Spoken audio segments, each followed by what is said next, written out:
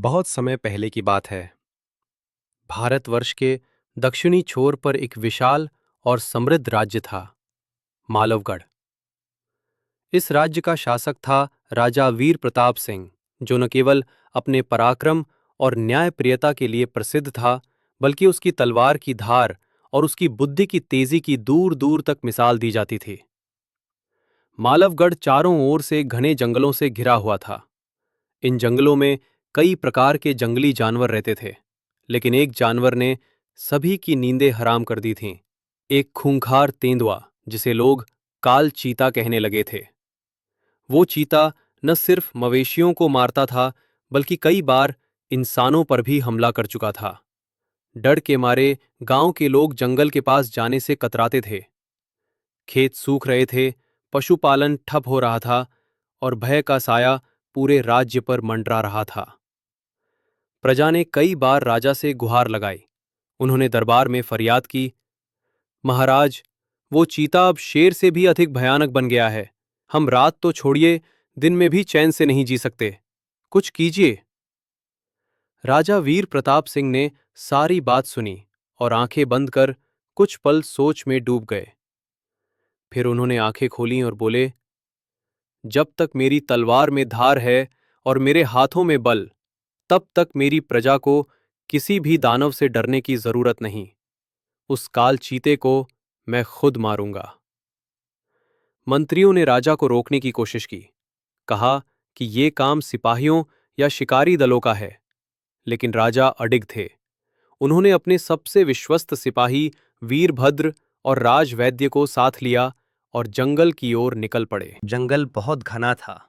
वहां की हवा तक भयभीत लगती थी।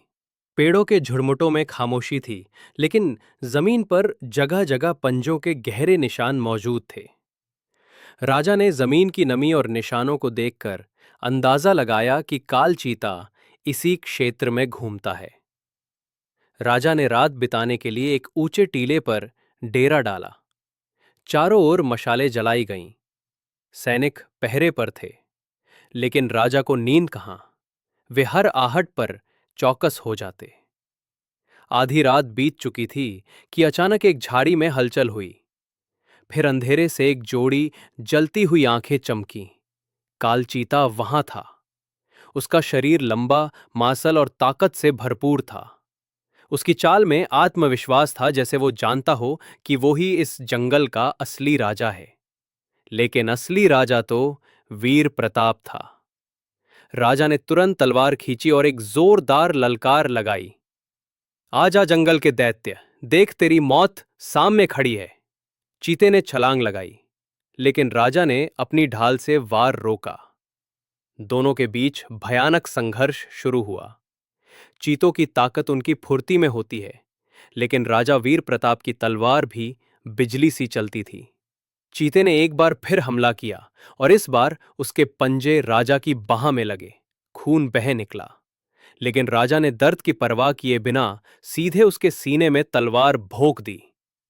चीता घायल होकर पीछे हटा, फिर गुस्से में दहाड़ता हुआ दौड़ा, लेकिन राजा ने अंतिम वार करते हुए उसका अंत कर दिया। सुबह की पहली किरण के साथ जंगल में एक अलग ही सन्नाटा था। काल चीता अब सिर्फ एक दहशत की कहानी बन चुका था। राजा घायल थे, लेकिन जीवित थे। वे विजयी होकर वापस लौटे। पूरे राज्य में उत्सव मनाया गया। लोगों ने राजा को वन विजयी की उपाधि दी।